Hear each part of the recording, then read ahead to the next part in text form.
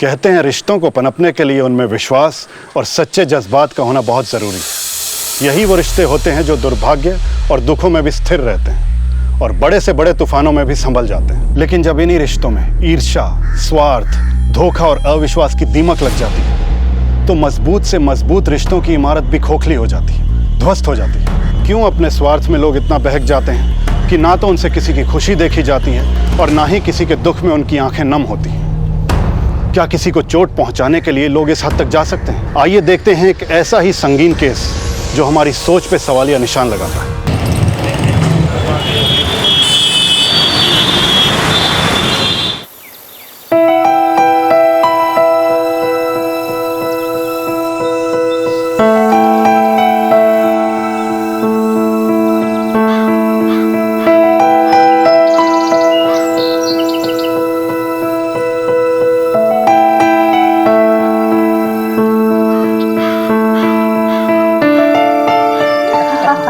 मैंने तो रिश्ता करा दिया, अब बाकी की बातें आप लोग कर लो। लो जी चाह लो। और लो जी शर्माने क्यों, तुसी तो परौने हो। लो जी। हमें तो कुड़ी पहले से ही पसंद है जी, और मुंडा भी कोई कम नहीं है। अपना क्या है, छोटी सी फैमिली है। अब जो भी है वो आपकी बेटी और होने वाले पोते और पोतियों का होगा। ये तो आपका बड़प्पन है जी कि आपने हमारी बेटी को पसंद किया। बिल्कुल।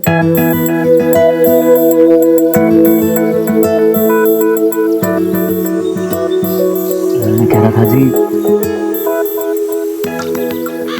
आपके चेहरे पे जो जुल्फें आती है ना, उससे आप और भी सोने लगते हो। आप तो शर्मा गए। सिर्फ उसे नहीं, तुझे भी शर्म आनी चाहिए काके। यार वीरे, गलत टाइम ही एंट्री मारते हो आप। अरे यार, वहाँ नीचे तुम्हारी शादी की तारीख को लेके माथापाची हो रही है, तुम लोग किसी और ही दुनिया में हो। तो क्या करें, और डॉली बुआ के साथ जाके डेट शेट की बातें करें अब। और यार डेट छोड़, तू नीचे आके बस कंफर्मेशन दे दे। यार अब भी कंफर्मेशन देनी है। और कुछ बोलना रह गया? अच्छा ठीक है चलो। पर अभी भी एक मसला बाकी है। उनकी हो गया यार, की हो गया। पीछे हो यार। मुझे एक बात बताओ, मैं तुम्हें किस नाम से बुलाऊं? परजाई, हरप्रीत या हरप्रीते? अब हरप्रीते में तो इसका कॉपीराइट जो हो गया है। ओले, ओ शर्मा गई। मेरी शादी होने वाली थी इससे, पर नहीं हुई। पर कोई नहीं, परजाई तो अपने घर आ रही है ना। यार तू ना अपना भाई है पक्के वाला। आओ यार चलो चलिए।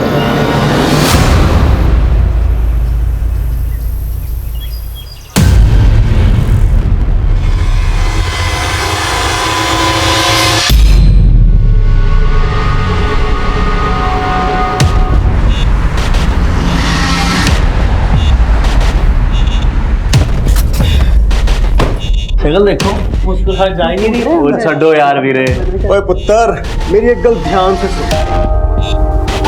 तुझे जितना मुस्कुराना है मुस्कुरा, शादी के बाद मुस्कुराना भूल जाएगा मेरी तरह। पर मैं तो कह रही हूं, एक बारी होर सोच लो।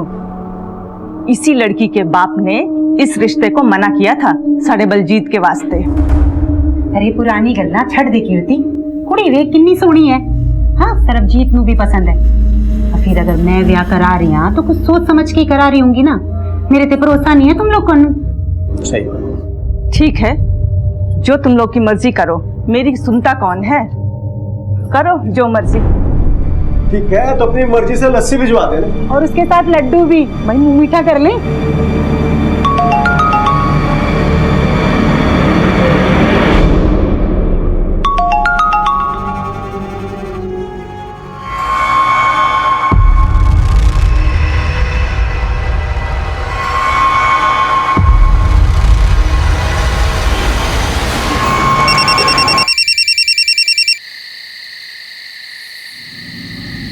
हेलो, रेट कार्ड चाहिए क्या उसका? क्या? जिसके साथ तू अपने रिश्ते के लिए हाँ कह के आया ना, उसी के रेट कार्ड की बात कर रही हूँ। 1 रात का, 2 रात का। वैसे तो उसका नाम हरप्रीत हैगा, पर शिल्पा के नाम से जानी जाती है। अपना ईमेल चेक कर लेना, उसका सारा प्रोफाइल मिल जाएगा रेट कार्ड के साथ। और सुन, जब तू उसे मिले ना तो होटल ले जाने की कोशिश करना, झट से मान जाएगी। वैसे एक बात तो बता, उसका ये धंधा शादी के बाद तू ही संभालेगा क्या? ओए जबान संभाल के गाल कर, तेरे में उत्थे आके चित्तर मारने हैं। Hello hello.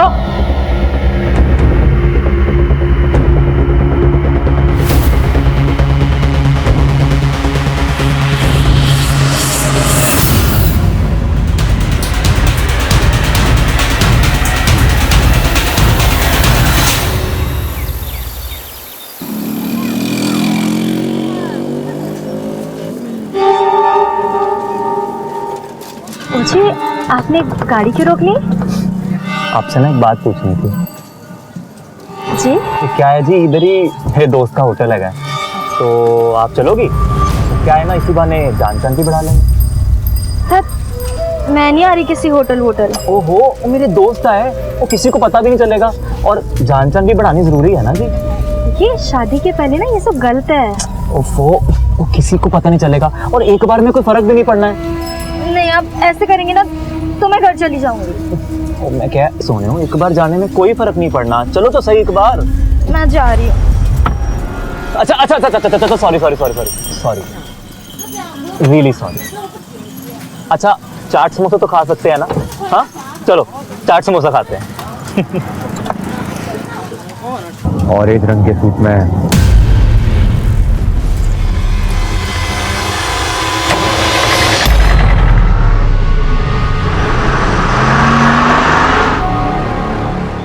एक बात बोलूं जी? जी बोलो। कोई है जो तुम्हें फजूल में बदनाम करना चाहता है? क्या मतलब? मतलब कल रात ही ना किसी का फोन आया था। जिसके साथ तू अपने रिश्ते के लिए हाँ कह के आया ना, उसी के रेट कार्ड की बात कर रही हूँ। वैसे तो उसका नाम हरप्रीत हैगा, पर शिल्पा के नाम से जानी जाती है। और आपके बारे गंदी गंदी बातें बोल रहा था। कौन था वो? ओ जी, होगा कोई दिल जला। वो आप क्यों टेंशन लेते हो? तुमने सोने हो, हजारों दुश्मन होंगे। हाँ वैसे तो किसी औरत की आवाज थी, पर टेंशन क्यों ले रहे हो? मैं हूं ना आपके साथ। फिर भी कौन हो सकती है वो औरत? ओहो जी, वो इन्ना ना सोचो। सोचना ही है ना, हमारे बारे सोचो। ये सोचो कि हम हनीमून पे कहाँ जाएंगे। आप भी ना। फिलहाल मुझे घर जाना।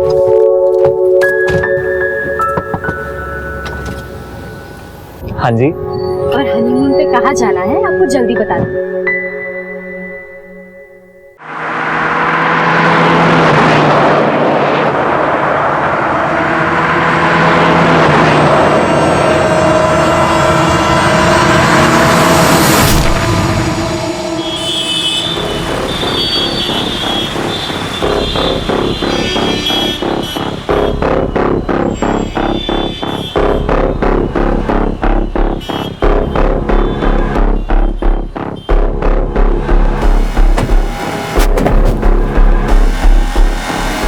चले चले पीछे।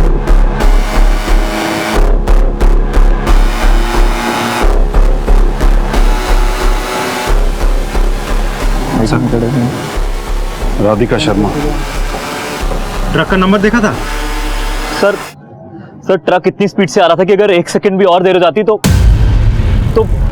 मेरी हरप्रीत उसके नीचे आ जाती।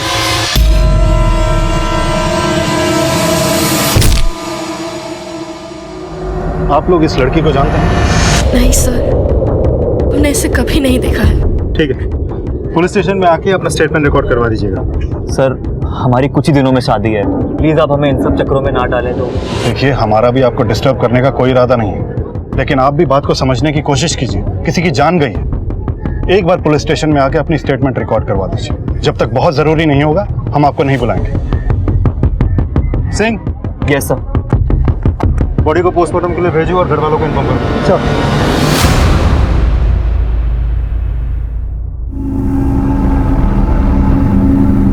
ओ भाई गाड़ी नहीं आई अभी तक तेरी यार। ओ हाँ गाड़ी से याद आई, ओ यार पार्लर में ना गाड़ियां टाइम से पहुंचा देना, लेट मत होना, समझ आई?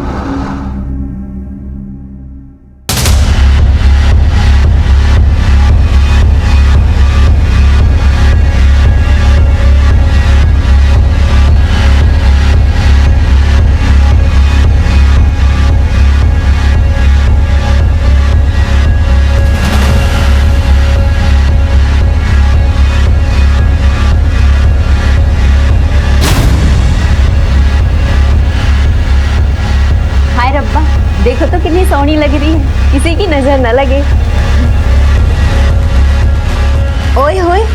मेहंदी का रंग देख कितना गहरा चढ़ा है। लोग कहते हैं कि मेहंदी का रंग जितना गहरा होगा ना, पति उतना ज्यादा प्यार करता है। हाँ, प्यार तो वो बहुत करते हैं। कौन हो तुम और अंदर कैसे आए? जी आप कौन?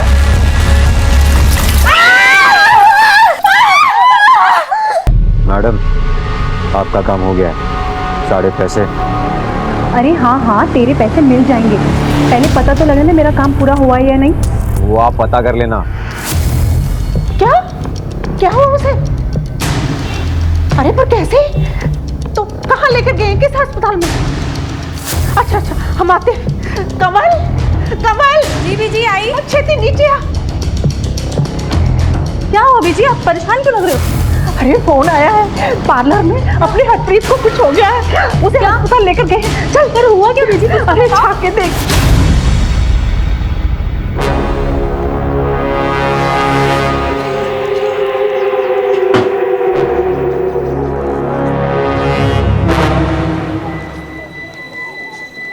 सर, फैमिली को केके हॉस्पिटल बुलवा लिया गया है। ये एसिड इतनी आसानी से अवेलेबल नहीं होता। केमिकल लैब्स और बड़ी बड़ी इंडस्ट्रीज में मिलता है। इसके सैंपल्स लो और लैब में भेजो। सर,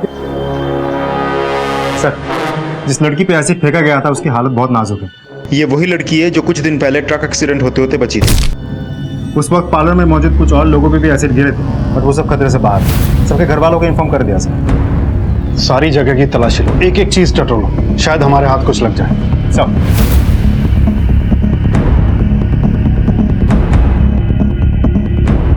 सर जी, मैं दुकान खोलने जा ही रहा था कि तभी मैंने अंदर से एक चीख सुनी।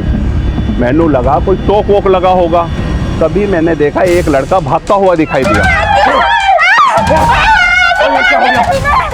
जब तक मैं बाहर आया वो वैन में बैठ के भाग गए थे। आपने वैन का नंबर देखा? नहीं सर, वो मैं नंबर नहीं देख पाया। और किसी ने कुछ देखा? नहीं सर, सब कुछ इतना अचानक से हुआ, किसी ने ध्यान नहीं दिया। और इससे पहले कि आसपास के लोग देखते और रिएक्ट करते वो भाग चुका था। इस पार्लर में सीसीटीवी है? सर, इस पार्लर में तो सीसीटीवी कैमरा नहीं है, लेकिन आसपास की दुकान के फुटेजेस हम चेक कर रहे हैं, इन केस कुछ मिल जाए। सर, अंदर ये लेटर मिला है। जब हमारी शादी हो चुकी थी तो तू किसी और नाल शादी कैसे कर सकती है? जे तू मेरी नहीं हो सकती तो मैं तेनू किसी और की भी होने नहीं दूंगा।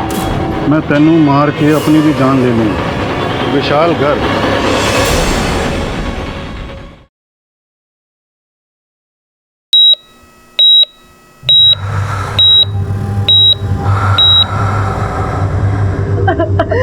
मेरी फूल से बच्ची को किसकी नजर लग गई?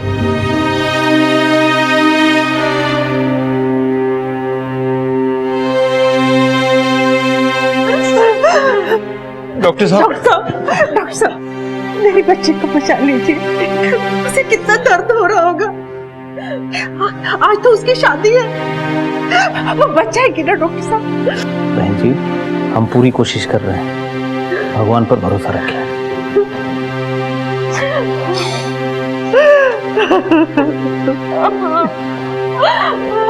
तेजिंदर जी, हम इस केस की छानबीन कर रहे हैं। आपको किसी पे शक या आपकी किसी से कोई दुश्मनी या हरप्रीत की? हम बहुत सीधे साधे लोग हैं साहब, हमारी किसी से क्या दुश्मनी हो सकती है? मैं नौकरी पेशे वाला बंदा हूँ, हमारे खानदान में भी किसी से किसी की कोई दुश्मनी नहीं है। कोई लड़का या किसी से कोई चक्कर? हमारी नजर में ऐसा कोई नहीं है। क्यों कमल? नहीं सर, हरप्रीत की लाइफ में ऐसा कोई भी नहीं था। वो तो हमेशा घर पे ही रहती थी। यूँ समझ लीजिए कि होने वाले जीजा जी ही उसका पहला प्यार थे। अच्छा, एक बात बताइए, ये विशाल गर्ग कौन है? विशाल गर्ग? कौन विशाल गर्ग? जिससे हरप्रीत की शादी हुई थी। शादी? कैसे कर रहे हो इंस्पेक्टर साहब? उसकी शादी तो सर्वजीत के साथ हो रही थी। ये विशाल गर्ग कौन? हमें पार्लर से ये नोट मिला है जिसमें लिखा है, जब हमारी शादी हो चुकी थी तो तू फिर किसी और से कैसे शादी कर सकती है? जे तू मेरी नहीं हो सकती तो मैं तेनू किसी और दे भी नहीं होने दूंगा। मैं तेनू मार के अपनी जान ले लूंगा। विशाल गर्ग। नहीं सर, हरप्रीत की लाइफ में ऐसा कोई भी नहीं था, और ये नाम भी हमने पहली बार सुना। उसकी तो शादी होने वाली थी सर्वजीत से, बहुत अच्छी फैमिली है, ब्याह का सारा खर्चा वही उठा रहे थे। डॉली बहन जी ने रिश्ता करवाया था। ये डॉली कौन है? हमारी बिरादरी की है, रिश्ते करवाती है। उसका पता मिलेगा? जी हाँ। आप ही ने हरप्रीत का रिश्ता तय कराया था ना? हरप्रीत ही क्यों जी सर, मैं तो बड़ी सारी कुड़ियों का रिश्ता कराया। बल्कि तेजिंदर पाजी ने तो अपनी दोनों कुड़ियों की जिम्मेवारी मेरे ही सर पे सौंपी हुई थी। पर क्या बताऊं सर जी, उन्होंने दी बड़ी कुड़ी जो भी उन्होंने वेखण आंदा सी, उन्होंने दी छोटी कुड़ी नहीं पसंद कर लेंदा सी। क्यों? अब हरप्रीत है इतनी सोहनी, और कंवल, आपको पता है जी पिछली बार कंवल की जगह हरप्रीत को किसने पसंद किया था? किसने? जिसकी हरप्रीत से शादी होने वाली है, उसके बड़े भरा बलजीत ने। क्या मतलब? मतलब यही जी, कंवल का रिश्ता होने वाला था बलजीत से, लेकिन बलजीत ने हरप्रीत को देख लिया और बस उससे भी आके जिद करने लगा। तो किन्नी बार समझाया सी कि छोटी कुड़ी नू छुपा के रखो, पर नहीं, ले आए ना सामने। अब उन लोगों की समझ में तो वही आ गई ना। अब रसगुल्ला दिखा के करेला खाने को कहोगे तो कौन खाएगा? समझते तो हो नहीं तुम लोग मेरी बात। पर अब क्या करें? मेरी मानो तो हरप्रीत का ब्याह करा देते हैं उस घर में। घर भी बड़ा अच्छा है, और बड़ी कुड़ी का क्या है, उसके लिए तो मैं मुंडा ढूंढ ही लूंगी ना। नहीं बहन जी नहीं, ये नहीं हो सकता। और बड़ी बहन के रहते छोटी का ब्याह कैसे कर सकते हैं? और लोग क्या कहेंगे? ऐसा किया तो कंवल के लिए रिश्ता ढूंढना मुश्किल हो जाएगा। अब सोचते रहो लोगों के बारे में, जो मर्जी करो।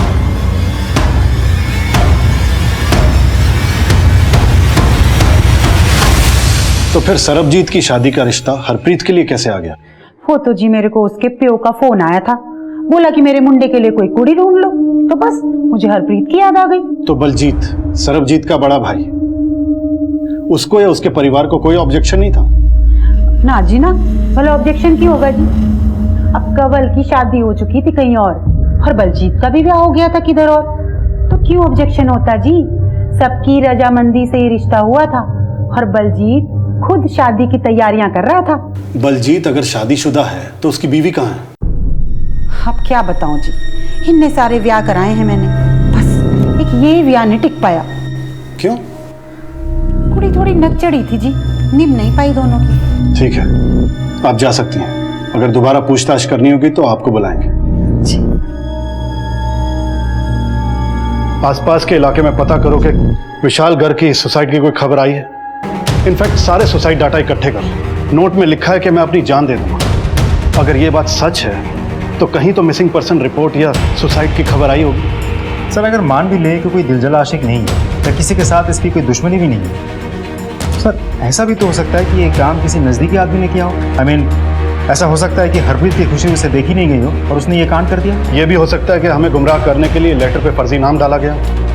आसपास के लोगों से फैमिली के बारे में पता है सब।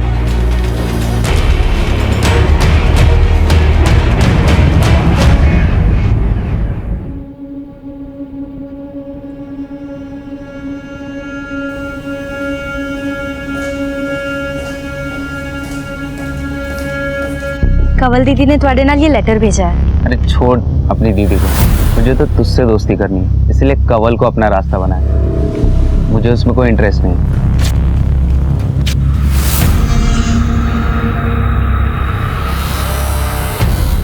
दीदी सुनो, छोड़ मुझे। दीदी मेरी गल तो सुन लो। दीदी मैं ऐसा आपके साथ क्यों करूंगी? मैंने आपका लेटर उसे दिया था। आपका लेटर देने के बाद वो अनाप शनाप चुप कर। तू कभी मेरे साथ अच्छा नहीं कर सकती। तू मुझे कोई बात नहीं करनी। हरप्रीत दीदी जल्दी आइए। हरप्रीत दीदी जल्दी आइए। हरप्रीत सत श्री अकाल भाजी। जी बलजीत की माता जी ने पैसे दिए। बाकी घर वाले कहाँ हैं? सरबजीत नहीं आया? जी वो बाहर गए हैं, आप रख लीजिए। यानी उनमें से कोई भी नहीं आया? किसी ने ये जानने की कोशिश नहीं की कि हरप्रीत जिंदा भी है या मर गई, या मरने वाली है? और ये क्या, पैसे भिजवा दे भीख में? ले जाओ, नहीं चाहिए उनकी भीख, दबाओ जाओ यहाँ से। इस केस में पारिस्थितिक प्रमाण यानी सर्कमस्टेंशियल एविडेंस की बुनियाद पर लग रहा था यह किसी दिल जले आशिक की बदले की कार्रवाई है। लेकिन मेरी गट फीलिंग यह कह रही थी कुछ दिखा के कुछ छिपाने की कोशिश की गई। हमें गुमराह करने का प्रयास किया गया था, इसलिए हमने तफ्तीश के दायरे को कभी सीमित नहीं किया, कोई भी पॉसिबिलिटी रूल आउट नहीं की। फिलहाल हरप्रीत से बयान मिलने की कोई उम्मीद नहीं। ऐसे में इस केस को समझने के लिए आउट ऑफ द बॉक्स वाली सोच की जरूरत थी। हमने हाथ में आई हर लीड को फॉलो किया। हरप्रीत का किसी के साथ कोई चक्कर नहीं साहब। हरप्रीत तो एक सीधी सादी और शरीफ कुड़ी है। क्या बताए साहब, हरप्रीत सुंदर है और कंवल सावली है। इसी बात को लेकर दोनों में अक्सर झगड़ा होता रहे। ओके।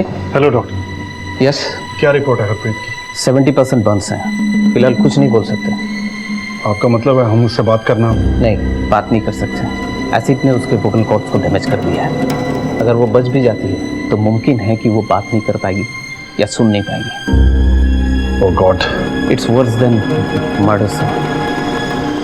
Excuse me.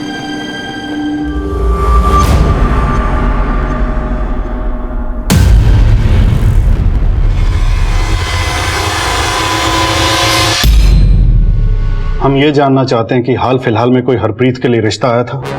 किसी से कोई दुश्मनी या कोई अपना जो इस रिश्ते के खिलाफ था? कोई मिलने आया था या किसी ने कुछ कहा था? जी नहीं, कोई रिश्ता नहीं आया था और कोई मिलने भी नहीं आया था। पर हाँ, अब एक फोन आया था। हेलो। सुना है आपकी बेटी की शादी सरबजीत से होने वाली है? हाँ जी, कौन बोल रहे हैं? मैंने तो सिर्फ इतना बताने के लिए फोन किया था कि जिस लड़के के साथ आपकी बेटी की शादी तय हुई है उसके कैरेक्टर के बारे में आपको कुछ पता है भी या नहीं? अरे एक नंबर का लड़कीबाज है, गंदी गंदी गलियों में घूमता है रात भर। वैसे तो डॉली बहन जी ने जांच पड़ताल करके देख परख के ये रिश्ता किया था। हमने सोचा कोई मारे जलन के हमें भड़का रहा है तो हमने उस फोन की तरफ ध्यान नहीं दिया। कौन हो सकता है? हम क्या जाने साहब, पता नहीं किसकी नजर लग गई।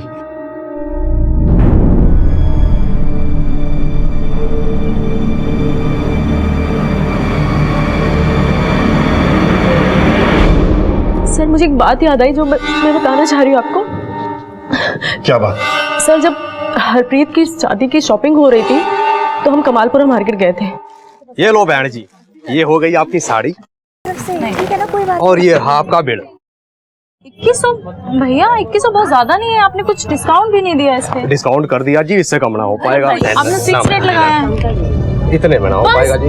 अरे कैसे नहीं होगा डिस्काउंट? शादी वाली बात है, डिस्काउंट तो होना चाहिए। आप तो जानते हो जीएसटी बढ़ गया। अरे कर दीजिए, अगली बार हम यहीं आएंगे और आपका मुनाफा भी हो जाएगा। चलो कर दीजिए। ठीक है। चलो अब ये काम तो हो गया। अब एक काम करते हैं, यहाँ पे और भी अच्छी अच्छी दुकानें हैं, वहाँ चलते हैं और अच्छे अच्छे कपड़े मिलेंगे, वो भी डिस्काउंट के साथ। चले चलो। इसमें अजीब बात क्या है? कोई भी किसी की मदद कर सकता है।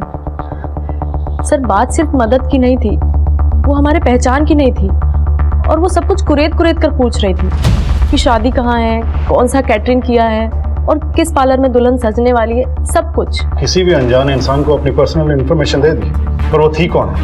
नहीं पता सर, उसको कभी देखा नहीं और बाद में भी कभी मुलाकात नहीं हुई। उसका नंबर लिया था? नहीं सर। उसका चेहरा याद है? बहुत अच्छे से सर।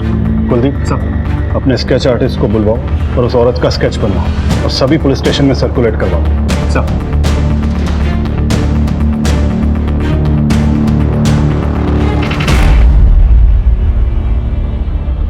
उस औरत ने इन लड़कियों से सारी अहम इंफॉर्मेशन निकाल ली। वो हमारे पहचान की नहीं थी और वो सब कुछ कुरेद कर पूछ रही थी।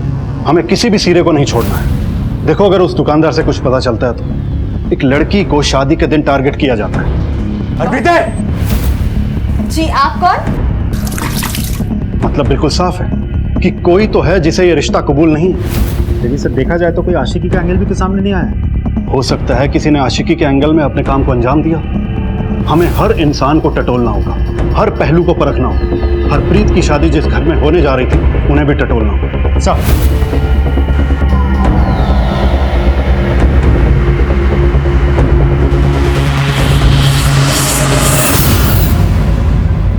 साहब है घर पे? हाँ जी सर है, आइए।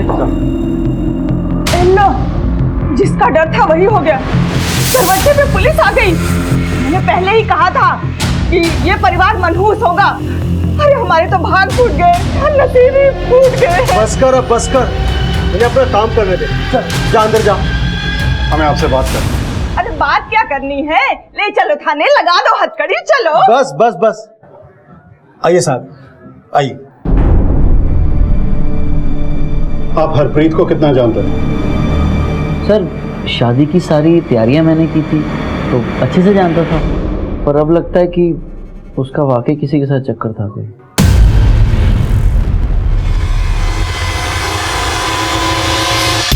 क्या मतलब? सर मतलब हमने हॉल बुक किया था शादी के लिए, तो मम्मी डैडी मैं और सरबजीत हम सब घर से हॉल की तरफ ही जा रहे थे। सर एक सुनसान रास्ते से हम निकले और हमने देखा अचानक एक गड्डी क्यों रोक दी? डैडी जी आगे देखो।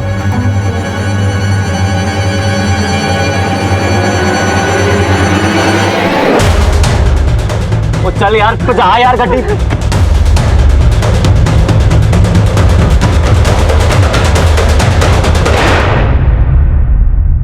आप लोगों पे जानलेवा हमला हुआ था, इस बात की रिपोर्ट नहीं लिखवाई थी पुलिस में? नहीं सर, मुझे लगा कोई गुंडे मवाली हैं तो गाड़ी देखी कि शादी के लिए जा रही है तो रोक लिए शायद। अब इतनी सी बात के लिए पुलिस में रिपोर्ट। वीरे, ये सब? ये कौन? सर ये मेरा छोटा भाई सरबजीत, इसी की शादी होने वाली थी। आप हरप्रीत को कितना जानते थे? जी मेरे होने वाली वाइफ थी। वो तो हम सब भी जानते हैं, और उसके बारे में क्या जानते थे? मैं समझा नहीं, आप जानना क्या चाहते हैं? प्यार करते थे उससे? जी 4-5 बार मिले थे, तो इतने में प्यार तो नहीं हो सकता। तो फिर किससे प्यार करते थे? मालिनी से? जी हमने तुम्हारा सारा पास्ट प्रेजेंट खंगाला है, तुम्हारा मालिनी के साथ अफेयर है ये हमें पता है। मालिनी से तुम अब भी प्यार करते हो ना? जी मैं, आप कहना क्या? तो फिर हरप्रीत से शादी करने के लिए हाँ क्यों की? बाबूजी और बलदीप पाजी के दबाव में आ गए। इनको मालिनी अच्छी नहीं लगती थी तो। और मालिनी के बारे में तुम्हें क्या लगता है? जी वो अच्छी है, लेकिन उसके और आपके बीच में हरप्रीत थी ना, इसलिए उसने या तुमने हरप्रीत को मरवाने की कोशिश की और उस पर एसिड फेंकवा दिया। जी मैं भला ऐसा क्यों करूंगा, और मालिनी ऐसा कर ही नहीं सकती। बड़ा यकीन है उस पर? सर हमारा रिलेशन 2 साल से, मैं उसको अच्छे से जानता हूँ और वो ऐसा नहीं कर सकती, और अब हमारे बीच में कुछ रहा ही नहीं तो वो क्यों करेगी? आप खामखा गड़े मुर्दे उखाड़ रहे हैं सर साहब। प्यार किसी और से और शादी किसी और से। तुमने मालिनी को तो क्लीन चिट दे दी, अब देखना यह है कि उसकी तुम्हारे बारे में क्या राय है। उसका फोन नंबर? सर सरबजीत और मेरी फैमिली की हैसियत में बहुत फ़र्क है। हम दोनों को ही पता था कि वो मुझे कभी एक्सेप्ट नहीं करेंगे, इसलिए मैंने खुद ही अपना रास्ता बदल दिया। अब ना तो मुझे सरबजीत में इंटरेस्ट है, ना ही उससे कोई लेना देना है। ठीक है, लेकिन शहर छोड़ के मत जाना। अगर दोबारा पूछताछ के लिए बुलाएंगे तो आना होगा। Okay sir. जा सकते हैं। देखिए पानी सर से ऊपर चढ़ गया है, मुझे मेरे पैसे चाहिए। धमकी ना दे, समझा? अरे पैसे मिल जाएंगे, तू थोड़ा सब्र कर। लेकिन जल्दी।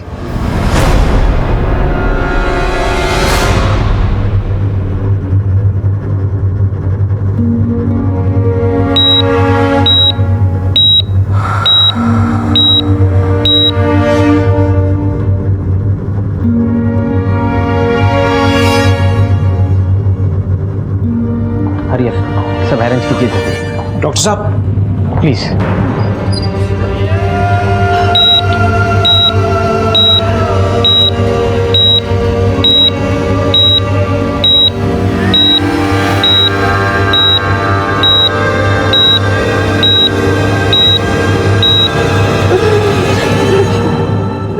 परमेंद्र। बाबूजी हौसला रखोगी?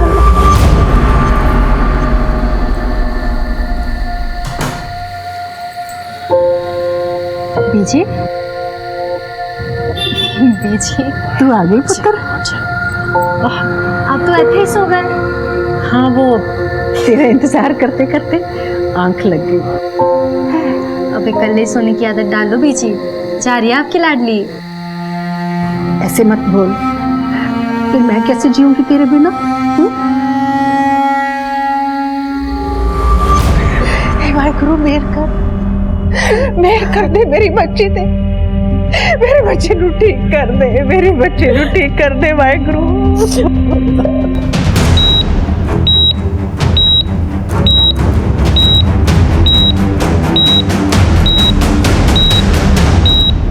सर, स्केच को मार्केट में दिखाया, स्केच को दिखा के कई दुकानदारों से पूछताछ की, लेकिन सबने मना कर दिया। सबका कहना है कि दिन भर में इतने ग्राहक आते हैं, चेहरा किसको याद रहे। वहाँ कोई सीसीटीवी फुटेज है? नहीं सर, कोई कैमरा नहीं, कोई फुटेज नहीं। ये केस बहुत उलझता जा रहा है कुलदीप। हमारे हाथ में अब तक एक भी सिरा नहीं लगा है। हरप्रीत के साथ होने वाला एक घिनौना वाकया उसके मायके से जुड़ा है या ससुराल से, कुछ समझ में नहीं आ रहा। सर, ये तो दोनों घरों को जोड़ने वाली डॉली बॉय बता सकती है। बुलाओ उसे थाने। साहब जी, तुसी मैनू बार-बार ਇੱਥੇ बुला लेंदे हो। मैं आज तक कोई भी रिश्ता गलत नहीं करवाया है। अब मैं तो पहले बलजीत और कंवल का ही रिश्ता करा रही थी, पर मैं की कर दी, वो हरप्रीत पीछे आ गई और सारा काम गड़बड़ हो गया। इसके बीच मेरी की गलती है जी? मैं तो उनकी भलाई के वास्ते उनका रिश्ता जोड़ रही थी ना। अगर भलाई के लिए जोड़ा था तो ये तबाही कौन मचा गया? देखो, तुम्हारा बहुत लोगों से मिलना जुलना है, अगर कुछ भी पता हो तो बता दो। रब दी सौजी, मैनू कुछ भी नहीं पता। हाँ, ये सच है कि मैं जलती थी हरप्रीत से, और तो और मेरे माँ बाप भी मुझसे ज़्यादा प्यार हरप्रीत को करते थे, और जिस किसी लड़के को मैं पसंद करती थी वो हरप्रीत का दीवाना हो जाता था। हर बार हरप्रीत की खूबसूरती मेरे जख्मों में नमक मल देती थी। सरबजीत के भाई बलजीत से रिश्ते की क्या कहानी है? बलजीत और मेरे रिश्ते की बात चल रही थी, लेकिन बलजीत को भी हरप्रीत पसंद आई। बाबूजी ने इस रिश्ते के लिए मना कर दिया, फिर उसने कहीं और शादी कर ली और मेरी भी शादी हो गई। और जब सरबजीत के लिए हरप्रीत का रिश्ता दोबारा आया तो तुम सहन नहीं कर पाई और अपने अंदर पनप रही सारी नफरत को एक ही बार में उछाल दिया। क्यों? नहीं सर, मैंने ऐसा कुछ भी नहीं किया। मैं उस वक्त बहुत गुस्से में थी। बाद में मैंने हरप्रीत से माफ़ी भी मांगी और उसने मुझे माफ़ भी कर दिया था सर। और आप मुझ पे शक करें कि मैंने अपनी बहन के साथ ये सब किया। वैसे कुड़ी बुरी नहीं है जी, वो ठंडी कुड़ी है, पर क्या है ना कि उसकी शादी जरा गरीब घर में हुई थी, सुंदर भी नहीं थी देखने में, और हरप्रीत का ब्याह बड़े घर में होने वाला था। दिल ही दिल में कुड़ती थी अपनी बहन से।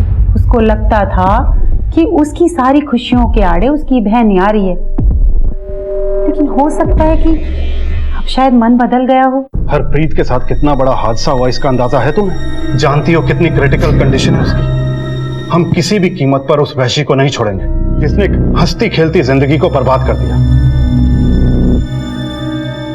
ठीक है, आप जा सकती हैं।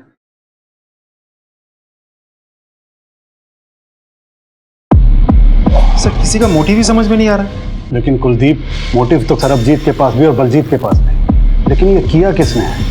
इन तीनों में से किसी ने, कोई और ही है। दोनों फैमिलीज और जितने भी लोग इस केस में डायरेक्टली और इनडायरेक्टली इन्वॉल्व हैं, सबके कॉल रिकॉर्ड्स निकलवाओ। किसने किससे बात की, कितनी देर बात की, मुझे सारी डिटेल्स चाहिए और सब पे नजर रखो। सर,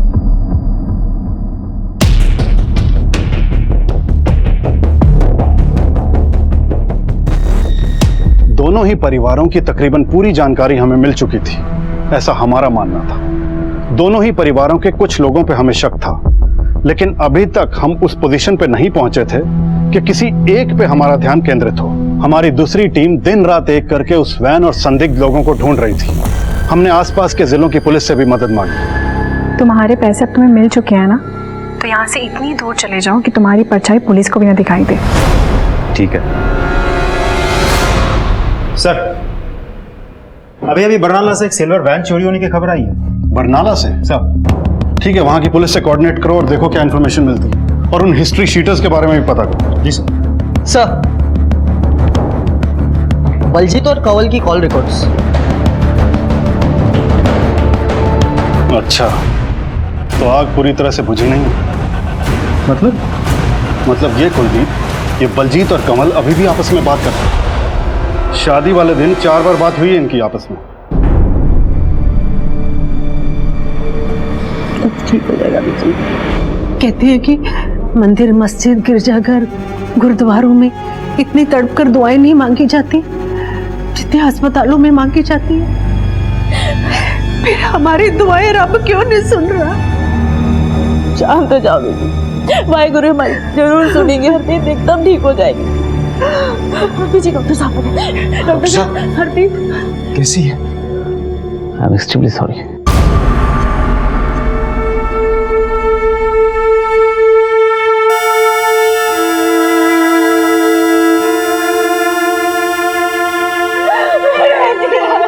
मुझे मेरी बच्ची के पास अपने आप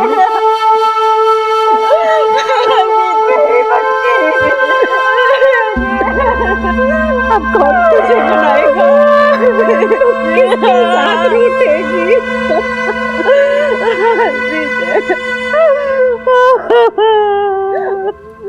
हरप्रीत मैनू माफ कर देना।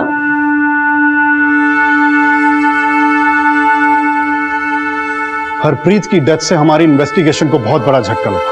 हमें उम्मीद थी कि उसे होश आ जाएगा और वो हमें बता पाएगी कि उस पर अटैक किसने करवाया और क्यों। लेकिन अब हमने ठान ली थी, हम किसी भी कीमत पर मुजरिम को ढूंढ निकालेंगे। हम और हमारी टीम दिन रात इन्वेस्टिगेशन में जुट गए। सर मैं मानता हूँ कि मैंने कंवल को काफ़ी सारे फ़ोन किए, क्योंकि शादी की सारी तैयारियाँ, सारे अरेंजमेंट्स मैं ही कर रहा था। और हरप्रीत कितने बजे पार्लर जाएगी, कैसे जाएगी, उसे कौन सी गाड़ी लेने आएगी, ये सब मैं ही डिसाइड कर रहा था। मगर 4 कॉल्स करने की क्या ज़रूरत आन पड़ी थी?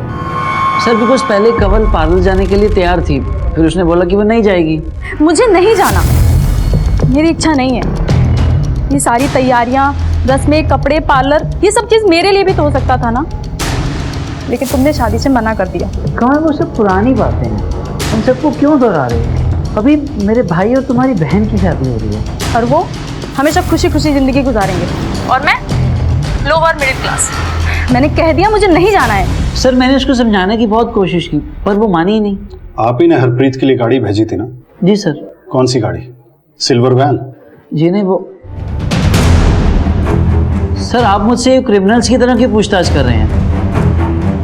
क्रिमिनल शब्द का इस्तेमाल ना करें, कहीं आपके लिए इस शब्द का इस्तेमाल हमें ना करना पड़ जाए। सर, जिन हिस्ट्री शीटर्स की हमें तलाश थी उनमें से एक सुरजीत है। सुरजीत ने बरनाला से गाड़ी चुराई थी और कल उसे के हॉस्पिटल के पास देखा गया था। Good job Pratap. कहाँ है वो अब? सर करतारपुर के कच्ची बस्ती में। कुलदीप, दोनों को उठाओ। सर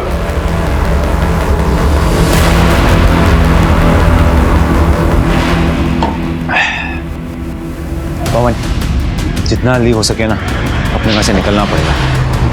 पुलिस, भाग भाग। ए, रुक। ए, रुक। ए, रुक। भाग रहा। मैं कुछ नहीं कहा, मत मारो सब। चल।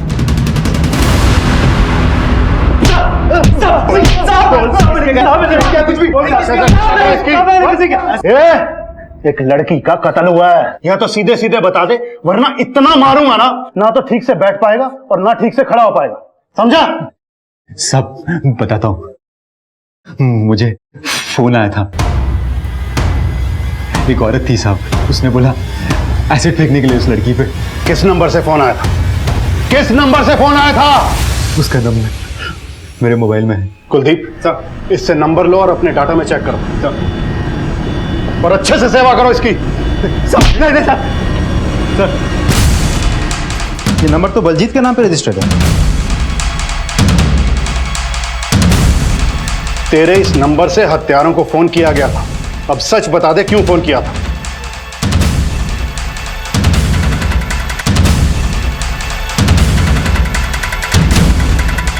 तो नंबर तो मेरे नाम पे रजिस्टर्ड है पर यूज किसी और ने किया।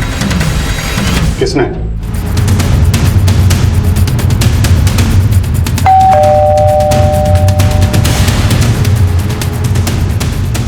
गुरमीत। जी बोलिए। कौन है पुत्र?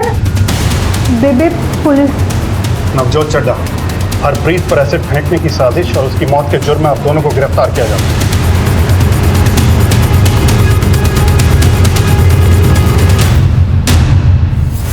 आप लोग सब कुछ बताना चाहते हो या हमें सच उगलवाना होगा? क्या जानना चाहते हैं आप कि हमने हरप्रीत के ऊपर एसिड क्यों फेंकवाया? आप ये नहीं जानना चाहते कि हमारे साथ क्या क्या अन्याय हुआ? आप ये नहीं जानना चाहते कि मेरा और बलजीत का डिवोर्स क्यों हुआ? ये रोने धोने का नाटक छोड़ो और सब सच बताओ। बलजीत ने आपको सब कुछ सच बताया होगा ना, और सरबजीत ने भी आपको सब कुछ सच बताया होगा। क्या आपको किसी ने ये बताया कि मेरी शादी सरबजीत से तय हो गई थी, लेकिन उसने मना कर दिया और फिर मेरी शादी हो गई बलजीत से? मैंने कोई एतराज नहीं किया क्योंकि वो दिखने में अच्छा था, अमीर फैमिली थी, लेकिन मुझे ये नहीं पता था कि वो बीमार है, नपुंसक है, और इसी वजह से मेरा अफेयर हो गया लक्की नाम के लड़के से, और मैं उसके बच्चे की माँ बन गई। और अपना ये पाप छुपाने के लिए मैं IVF के लिए गई, और मैंने बलजीत को झूठ बोला कि ये उसका बच्चा है, और उसने सच भी मान लिया इस बात को। फिर पता नहीं वो मेरे घर कैसे आ धमका। तुम्हें डिवोर्स चाहिए ना, भाड़ में जा, बच्चे को तो मैं लेके ही जाऊंगा। ये तुम्हारा बच्चा नहीं है। और वो IVF? वो सब झूठ था। जब वो IVF के लिए गए थे तब मैं ऑलरेडी प्रेग्नेंट थी, और वो बच्चा लक्की का था, तुम्हारा नहीं, समझे?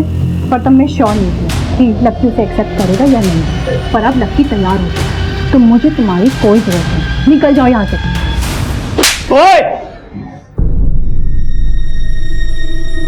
और उसके बाद हमारा डिवोर्स हो गया, और फिर लक्की ने भी मुझे छोड़ दिया।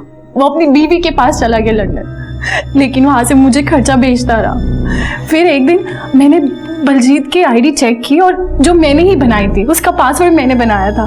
मैंने चेक किया कि सरबजीत की शादी होने जा रही है। मैंने रेगुलरली ईमेल चेक करना शुरू किया। उनके घर पे आती खुशी मुझसे बर्दाश्त नहीं हो रही थी। पहले ऐसे इंसान से शादी करती जो नपुंसक था, और फिर मैं ऐसे इंसान के बच्चे की माँ बन गई जिसने मुझे रखेल बना के रख दिया था। और ये सब में वो भी इंसान था जिससे मैं शादी करना चाहती थी, उसकी शादी हो रही थी, और मुझसे ये सब बर्दाश्त नहीं हो रहा था। और फिर मैंने ये बात अपनी माँ को बताया। उनसे मेरा ये दर्द बर्दाश्त नहीं हुआ, और फिर मैंने और मेरी माँ ने एक खेल रचा। हेलो, रेट कार्ड चाहिए क्या उसका? क्या? जिसके साथ तूने अपने रिश्ते के लिए हाँ कहा है ना, उसी के रेट कार्ड की बात कर रही हूँ। 1 रात का, 2 रात का। तुम्हारा ईमेल चेक कर लो, सब पता चल जाएगा। सरबजीत जब शादी से पीछे नहीं हटा तो हरप्रीत के घर पे मैंने फोन किया। हेलो, सुना है आपकी बेटी की शादी सरबजीत से होने वाली है। हाँ जी, कौन बोल रहे हैं? वेल विशर समझे।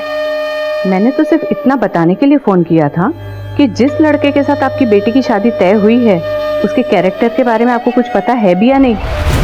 अरे 1 नंबर का लड़कीबाज है, गंदी गंदी गलियों में घूमता है रात भर। उन्होंने सब नजरअंदाज किया। ट्रक से कुचलवाने की कोशिश की तो दूसरी उड़ गई और ये बच गई।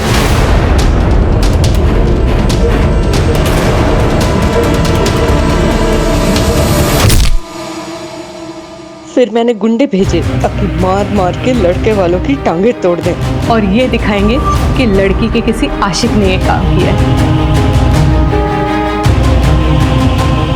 फिर भी वो बच निकली। अब इस सब के बाद मेरे पास कोई और रास्ता नहीं था। जो लड़की मेरी जगह ले रही थी, मुझे उसको इतना बदसूरत बनाना था कि लोग उस पर थूके। और फिर मैंने हरप्रीत से मुलाकात की और सब पता कर लिया, और फिर हमारा काम हो गया।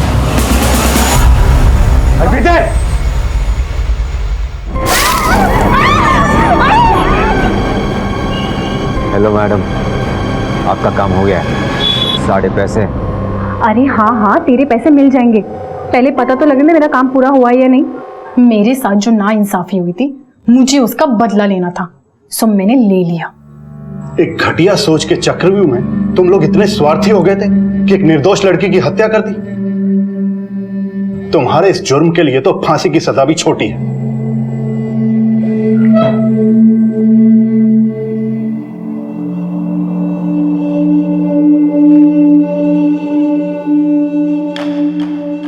हर जुर्म आफत आने से पहले दस्तक जरूर देता है। हमें बस अपने आसपास की घटनाओं पर पूरा ध्यान रखना चाहिए। लापरवाही और गफलत इतनी भी नहीं रखनी चाहिए कि आसपास के इशारे ही समझ में ना आए। पहले सरबजीत को हरप्रीत के बारे में गलत इंफॉर्मेशन दी गई, फिर हरप्रीत के परिवार वालों को सरबजीत के खिलाफ भड़काया गया, फिर सरबजीत के परिवार पर हमला करवाया गया, हरप्रीत को लॉरी से कुचलने की साजिश की गई, और दोनों ही परिवार गफलत में डूबे रहे। और अंजाम, एक निर्दोष लड़की ने सिसक के दम तोड़ दिया। अपने ईमेल अकाउंट के एक्सेस को सरबजीत और बलजीत ने इग्नोर ना किया होता, कमल और हरप्रीत ने अनजान गुरमीत को अपनी सारी इंफॉर्मेशन ना दी होती, रिश्ता तोड़वाने वाले फोन कॉल्स को इग्नोर ना किया होता, पुलिस की मदद ली होती, तो ये जुर्म टल सकता था। आप सबसे गुजारिश है कि अगर कोई भी अजीब बात हो तो उसे इग्नोर ना करें, उसकी तह तक पहुंचने की कोशिश करें ताकि आने वाली आफत से बच सकें या वक्त रहते संभल सकें, क्योंकि दस्तक पर संभल जाने से बड़ा नुकसान टल सकता है। देखते रहिए क्राइम पेट्रोल दस्तक, मकसद बताना नहीं, बचाना है। जय हिंद।